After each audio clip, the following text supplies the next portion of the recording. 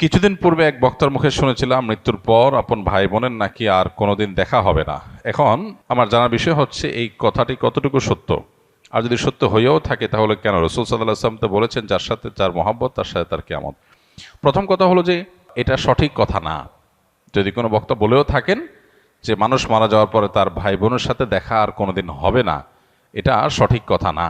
কারণ কোরআন হাদিসে কোথাও এরকম কোনো কথা বলা হয়নি যে মানুষের মৃত্যুর পর আর প্রিয়জনের সাথে কখনো দেখা হবে না, বরং এর উল্টাটা আছে। আল্লাহ রাব্বুল আলামিন কোরআনে হাকিমের মধ্যে ইরশাদ করেছেন, যে ব্যক্তি ঈমান এনেছে এবং ওয়াত্তাবা'আতহুম যুররিয়্যাতুহুম, তার পরবর্তী বংশধর যাদেরকে সে রেখে গেছে পৃথিবীতে, তারা যদি তার অনুসরণ করে, অর্থাৎ তার ঈমান আমলের অনুসরণ করে, তাহলে আল্লাহ তাআলা বলেছেন যে তাদেরকে তাদের সাথে আল্লাহ তাআলা ইলহাক করে দিবেন, সংযুক্ত করে দিবেন।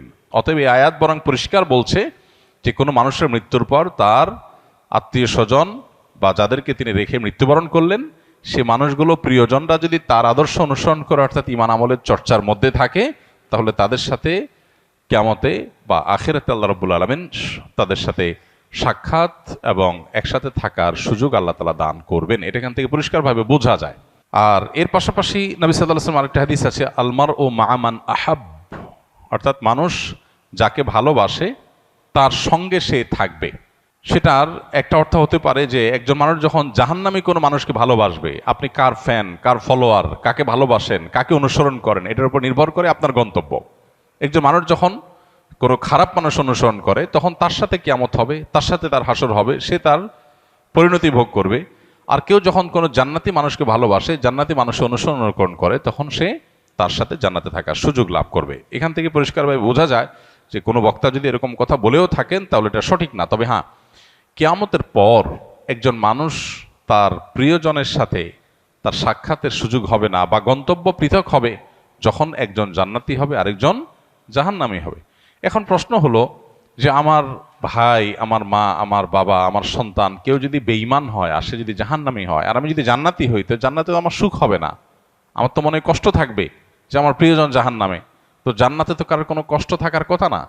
জান্নাত আজা কে আজারে নাবাসদ কাছে রাবা কাছে কারে নাবাসদ, ফার্সিতে একটা কবিতা আছে, জান্নাত সেই জায়গা যেখানে কোনো কষ্ট থাকবে না। তো আমার প্রিয়জন যদি জাহান্নামে যায়, আমি যতই জান্নাতে যাই, আমি তো সুখ পাবো না।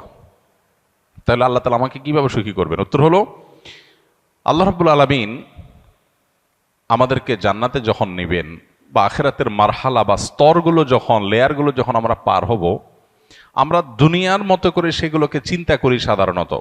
এখানে যেরকম আমরা একে অন্যকে ফিল করি, মিস করি, আল্লাহ তাআলা সেখানকার পরিবেশ পরিস্থিতি, আমাদের মানসিক অবস্থা, সব কিছুকে আখিরাতের জন্য অনুকূল করে দিবেন। আপনার প্রোফাইল থেকে যদি আল্লাহ তাআলা তাদেরকে ডিলিট করে দেন, আপনার মেমোরি থেকে আল্লাহ তাআলা তাদের দূর করে দেন, যে আপনার আত্মীয় স্বজনের মধ্যে যারা জাহান্নামে গেছে, তাহলে আপনি কি তাদের কষ্ট অনুভব করবেন? আপনার অন্য সব কিছু ঠিক আছে, শুধু ওইটুকু আল্লাহর মেমোরি থেকে আপনার ডিলিট করে দিয়েছেন, তাহলে আপনি কিভাবে কষ্ট পাবেন? আজকাল অনেক কিছু বোঝা আমাদের জন্য সহজ হয়ে গেছে। দেখুন, যখন তথ্য প্রযুক্তি, জ্ঞান বিজ্ঞানের এই প্রসার ঘটে নাই, তখন কোরআন এবং হাদিসের এই আয়াতগুলো, এই নির্দেশগুলো, এগুলো বোঝাটা অনেক কঠিন ছিল। কিন্তু সাহাবা একরাম অকপটে বিশ্বাস করেছেন, তাদের বিবেক বুদ্ধিতে ধরুক বা না ধরুক। আজকে আমরা দেখতে পাচ্ছি দারুণ লজিক সেখানে আছে, যথেষ্ট যৌক্তিক গ্রাউন্ড আছে। আজকে 2025-এর পৃথিবীতে আল্লাহর দ্বীনের অনেক বিষয়, কোরআন এবং হাদিসের অনেক বিষয়, আখিরাতের অনেক বিষয় হয়তো আমরা বুঝে আসছে না। হয়তো সেটা 500 বছরের পরের পৃথিবীতে এমন সব আবিষ্কার মানুষ হাজির করবে যেগুলো আমাদেরকে সেসব বিষয়গুলো বুঝতে সাহায্য করবে। তো যে ব্যক্তি নিজের বিবেক বুদ্ধি এবং সমকালীন লজিকের ভিত্তিতে দ্বীনকে বুঝতে চায়, সে গোমরাহ হবে। এটা তার গোমরাহির আলামত।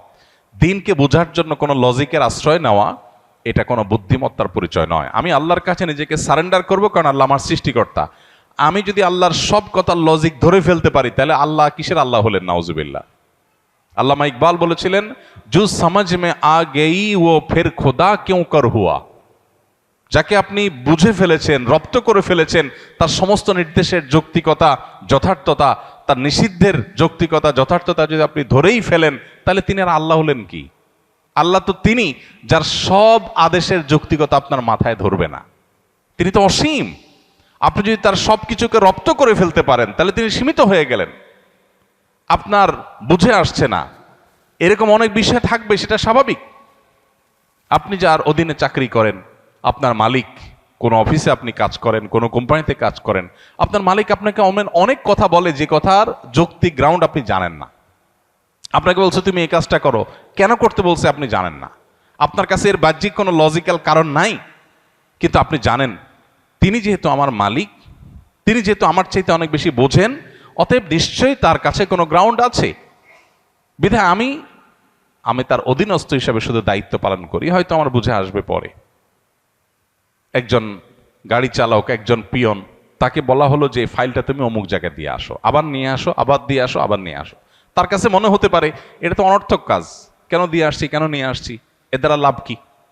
অনেক সময় দেখবেন অনেক কোম্পানিতে, কোম্পানির নিচের দিকে যে সমস্ত চেয়ারগুলোতে অথবা সাধারণ যে সমস্ত দায়িত্বগুলো আছে সেগুলো যারা পালন করে, তারা সাধারণত বসদের সমালোচনা করে, অহেতুক কাজ। সে বুঝে না কেন তার বস এগুলো বলেছে। বসের সব কিছু যদি তুমি বুঝে যাও তো তুমিই তো বস হয়ে যাবা। তোমার আর মালিকের মধ্যে পার্থক্যটা কি? যে তার সব কথার রহস্য তুমি বুঝবা না, তার যোগ বিয়োগ সব তোমার মাথায় ঢুকবে না, এটাই স্বাভাবিক। তাহলে আল্লাহ তাআলার সব যোগ বিয়োগ, আল্লাহর সব আদেশ নিষেধের যৌক্তিকতা তোমার কেন বুঝতে হবে? এটাই হলো সবচেয়ে বড় বিভ্রান্তি, এটাই হলো সবচেয়ে বড় ইললজিক্যাল, সবচেয়ে অযৌক্তিক কাজ, যে আল্লাহর সব আদেশ নিষেধের যথার্থতা আমার বুঝতে হবে। এই চেষ্টা করাটাই একটা হাস্যকর চেষ্টা। মানুষ হয়ে যদি আমার চাইতে অনেক দূরে থাকা, অনেক উপরে থাকা মানুষের আদেশ নিষেধের যৌক্তিকতা আমি না বুঝি, তাহলে সৃষ্টি হয়ে স্রষ্টার সমস্ত আদেশ নিষেধের যৌক্তিকতা আমার বুঝতে হবে, এটা মোটেও যৌক্তিক কোনো বিষয় নয়। তো যেটা বলছিলাম, যে প্রশ্নের উত্তরে এত কথা বলছিলাম, সেটা হলো যে আখেরাতে আল্লাহ রাব্বুল আলামিন কি করবেন সেটা নিয়ে আপনার আমার টেনশন নাই। আমাদের নাস্তিক বন্ধুদের অনেক প্রশ্ন থাকে, যে প্রশ্ন দেখে সরল মনা বা সংশয়ে ভোগা অনেক মানুষ তারা বিভ্রান্তিতে পড়ে যান। অদ্ভুত অদ্ভুত সব প্রশ্ন করে। ইমানদারের সমস্ত প্রশ্নের কমন উত্তর হলো আমি গোলাম কার? আল্লাহর। আল্লাহ আদেশ করেছেন, আমি তামিল করব। আল্লাহর সমস্ত আদেশ, সমস্ত নিষেধের যৌক্তিকতা বোঝা আমার জরুরি না। আমি যদি তার সব কিছু বুঝেই যাই, তাহলে তিনি আর আল্লাহ হলেন কি? তিনি তো আমার মতো মানুষই হয়ে গেলেন। আল্লাহ তো সে অসীম সত্তা, যার আদেশ নিষেধকে আমার সীমিত বিবেক দিয়ে সবকিছু বুঝবো না, এটাই তো স্বাভাবিক। অতএব আখিরাতে কিয়ামতের দিন আল্লাহ তাআলা কিভাবে, আমার আত্মীয় স্বজন কেউ যদি জাহান্নামী হয়, আমি যদি জান্নাতি হই, তা আল্লাহ আমাকে কিভাবে সুখ দিবেন, এটা নিয়ে আমার টেনশন নাই। সুখ কিভাবে দিবেন এটা আল্লাহর কাজ, আমার টেনশন না করলেও চলবে। অদ্ভুত অদ্ভুত প্রশ্ন অনেকে করে। প্রশ্ন করে, ভাই, একজন মানুষ কিয়ামতের মহাপ্রলয়ের 500 বছর আগে মারা গেছে, 500 বছর ধরে সে জাহান্নামী হওয়ার কারণে কবরের আযাব সত্য। আহলে সুন্নাত ওয়াল জামাতের আকীদা হলো আযাবুল কবরি ওয়া নাঈমুহু হাক্কুন। কবরে আযাব হবে খারাপ মানুষদের, আবার ভালো মানুষ হলে তার কবরে শান্তিরও ব্যবস্থা হবে। তার লাশ মাটির সাথে মিশে পচে গলে যেতে পারে আপাত দৃষ্টিতে, কিন্তু ওই তার ধ্বংসাবশেষ, তার যে মূল উপাদান, সেটাকে আল্লাহ তাআলা শান্তি দিবেন। দেখতে দেখা যাবে মাটি, সে মাটি হয়তো কষ্ট ভোগ করছে বা সুখ ভোগ করছে, এটা আমরা অনুভব করব না। আজকের পৃথিবীতে এটা তো বোঝা খুব সহজ। আজকের পৃথিবীতে এরকম বিষয়গুলো বোঝা একেবারেই সহজ। তো এই বিষয়টা সত্য। এখন প্রশ্ন হলো, যে ব্যক্তি কিয়ামতের 500 বছর আগে মারা গেল, তাকে আল্লাহ তাআলা 500 বছর ধরে কবরের শাস্তি দিচ্ছেন। আরেকজন কিয়ামতের ঠিক আগের দিন মারা গেল, যেদিন কিয়ামত তার আগের দিন মারা গেল, তার শাস্তি দিন আল্লাহ তাআলা একদিন। এখন নাস্তিক ভাইদের প্রশ্ন হলো যে, ভাই, মনে করেন দুইজন একে অপরাধে মারা গেছে, সমান অপরাধী হয়ে মারা গেছে। একজন 500 বছর ধরে শাস্তি পাইছে কবরে, আরেকজন মাত্র একদিন পাইছে, এরপর তো কিয়ামত হয়ে গেছে, আর কবরের শাস্তির সুযোগই নাই। তাহলে আল্লাহ তাআলা এখানে ইনসাফ কেমনে করবেন? আল্লাহ কিভাবে ইনসাফ করবেন, এই টেনশন তার মাথায় ঢুকছে। আল্লাহ রাব্বুল আলামিন ইনসাফ করবেন, দ্যাটস ইট। আল্লাহ কোরআনে পরিষ্কারভাবে ঘোষণা করে দিয়েছেন, ওমা রাব্বুকা বিযাল্লামিল লিল আবিদ। আল্লাহ তার কোনো বান্দাদের প্রতি কোনো জুলুম করবেন না, আল্লাহ জুলুম করেন না। আল্লাহ বলেছেন হাদিসে কুদসিতে, ইন্নী হারামতু যুলমা আলা নাফসি, আমি নিজের প্রতি নিজে জুলুমকে হারাম করে দিয়েছি। সো 500 বছর আগে মারা গেছেন, কিয়ামতের একদিন আগে মারা গেছেন, সেম অপরাধের অপরাধী, সমান অপরাধের অপরাধী, সমান দোষে দোষী, কিন্তু একজনকে 500 বছর ধরে শাস্তি, আরেকজনকে একদিন আগে শাস্তি। এই দুইটার মধ্যে আল্লাহ ব্যালেন্স কিভাবে করবেন, তার হাজারটা ব্যবস্থা আল্লাহর কাছে থাকতে পারে। আমার এটা চিন্তা না করলেও চলবে। আল্লাহ করবেন ইনসাফ, এতটুকু নিশ্চিত। আল্লাহ জুলুম করবেন না, এটুকু নিশ্চিত। কিভাবে করবেন সেটা আল্লাহ ভালো জানেন, এটা আমার জানার দরকার নাই। এটা হলো ইমানদারের কথা।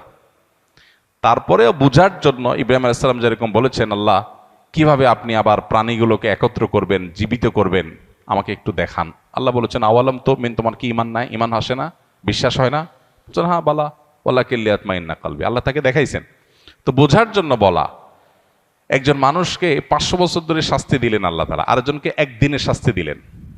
500 বছরের শাস্তি একদিনে।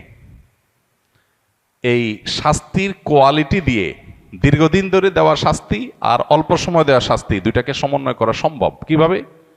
আপনি একজনকে 100টা কিল দিলেন, কিল, দুজন সমান অপরাধ করছে, একজনকে 100টা দিয়েছেন, আরেকজনকে একটা দিয়েছেন, দুইটাকে সমান করা সম্ভব না? সম্ভব না। এখন কিল মাপা যায়। এখন মানুষ কতটা জোরে আঘাত করেছে এটাও মিটার দিয়ে কি করা যায়? মাপা যায়। আপনি একজনকে ছোট ছোট করে 100টা কিল দিলেন, যে পরিমাণ কষ্ট পাবে, আরেকজনকে একটা বড় করে একটা দিলেন, সমান করা সম্ভব কি সম্ভব না? হ্যাঁ, 1000 কিল আর একটা কিল সমান করা সম্ভব কি সম্ভব না? হাতুড়ি দিয়ে এমন ভাবে জোরে দিলেন যেটা একদম নাই হয়ে গেল দুনিয়া থেকে। আরেকজনকে 10,000 কিল দিলেন।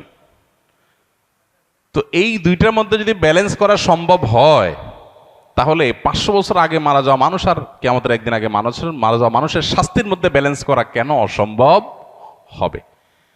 মানুষ সবকিছু নিজের মতো করে ভাবে, এই জন্য সে ভুল করে। আমি মানুষ, আমার সীমিত শক্তি সামর্থ্য দিয়ে আমি ভাবি, আল্লাহ তাআলা অসীম, অতএব তার দ্বারা অসম্ভব বলতে কিছুই নাই। কিয়ামতের ময়দানের আল্লাহ রাব্বুল আলামিন জান্নাতে আত্মীয় স্বজনকে যেরকম মিলিত করাবেন, আবার জাহান্নামে আত্মীয় স্বজনের রাস্তা ভিন্ন হয়ে যাবে, কিন্তু ভিন্ন হওয়ার কারণে জান্নাতের কোনো কষ্ট হবে না। সে ব্যবস্থা আল্লাহ করবেন। কিভাবে করবেন আল্লাহ জানেন, কিভাবে করবেন আল্লাহ জানেন। এক লোক প্রশ্ন করেছে, ভাই আমার তো বিড়ি খাওয়ার অভ্যাস আছে, আল্লাহ তো জান্নাতে যা চাইবেন তাই দিবে, তো আমি জান্নাতে বিড়ি খাওয়া ছাড়া তো আমার ভাল লাগবে না। যদি আল্লাহ আমারে জান্নাত দেন, যদি আল্লাহ আমাকে জান্নাত দেন, হতে পারে না যে অনেক গুনাহ করার পর আল্লাহ মাফ করে জান্নাত দিয়ে দিয়েছেন, হতে পারে, ইমানদার হলেই হলো। তো আমি ইমানদার মুসলমান, আল্লাহ আমার সব মাফ করে জান্নাত দিতে পারেন, সুযোগ তো আছে। যদি দেন তো আমার তো বিড়ি ছাড়া ভাল লাগবে না। তো জান্নাতে গেলে আল্লাহ আমারে বিড়ি দিবেন কিনা? দিলে জান্নাতে বিড়ির মতো নোংরা জিনিস থাকলো, দুর্গন্ধ। আবার যদি আল্লাহ না দেন, তাহলে আমার জান্নাতে সুখ হবে কেমনে? তো উত্তর হলো, আপনার অন্তরে যে বিড়ির চাহিদা আছে, এই নোংরামি আল্লাহ তাআলা দূর করে দিবেন। এটা আর থাকবে না আপনার মনে। সম্ভব কি সম্ভব না? সম্ভব, বিভিন্নভাবে সম্ভব। অতএব এই বিষয়গুলোকে আল্লাহ তাআলার উপর ন্যস্ত করা দরকার। আখিরাতের বিষয়গুলোকে আমরা নিজেদের মতো করে ভাবা ভুল।